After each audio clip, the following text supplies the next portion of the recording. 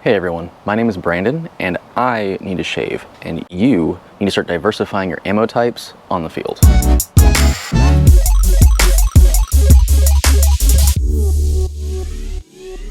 In our hobby, we have 4 primary ammo types. Full-length elite style darts, which are probably the most common. High impact rounds, or rival rounds because nobody calls them that.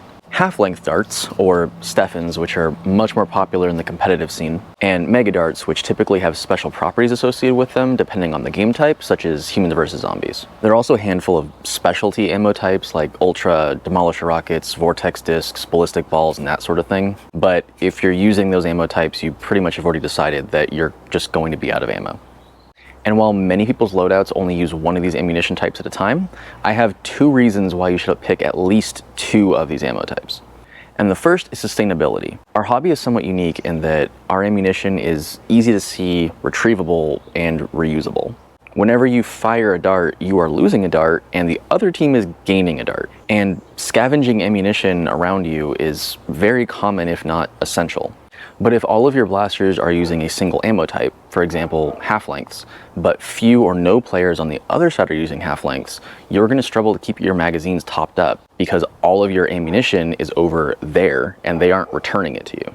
But if you have a secondary blaster that uses another common ammo type like full-lengths or rival rounds, you're going to have a much easier time scavenging if your primary ammo type becomes scarce.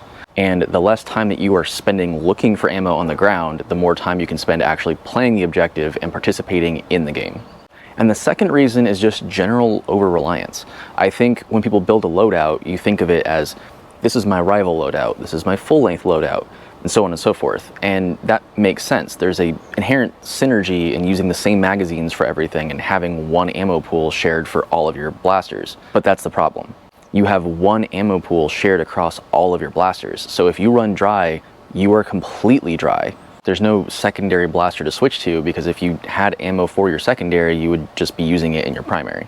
But if your secondary uses a secondary ammo type and you have a small pool of that on your person, then you can use that in the meantime while you restock your primary ammo to get back in the fight. When I run full or half lengths, I typically run a rival sidearm like a Chronos. And if I'm using a rival loadout, I will typically have something like a hammer shot as my secondary so that I can just scavenge darts and know that I will always have access to those darts. With that said, there are exceptions.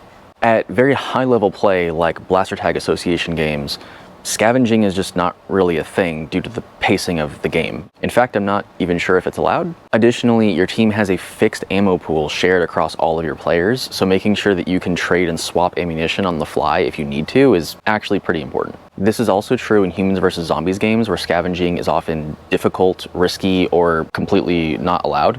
And the ability to borrow ammunition from somebody or give a magazine to someone who needs it is vital and often the difference between life and unlife. Additionally, some games, especially those indoor arena style games, will typically require an ammunition of some type, either all full lengths or all rival. They may even provide the ammunition to you. So whatever they're offering and whatever you have to use is what you have to use. So diversification is not really a thing. But let me know what you think in the comments down below. Do you think that the synergy of having a unified ammo type is worth the risks and drawbacks? Or do you have any tips for mitigating those? I'd be curious to know.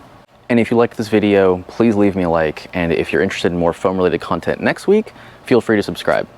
Thank you for watching. I keep thinking that a spider is gonna descend down into my hair. It's kind of freaking me out.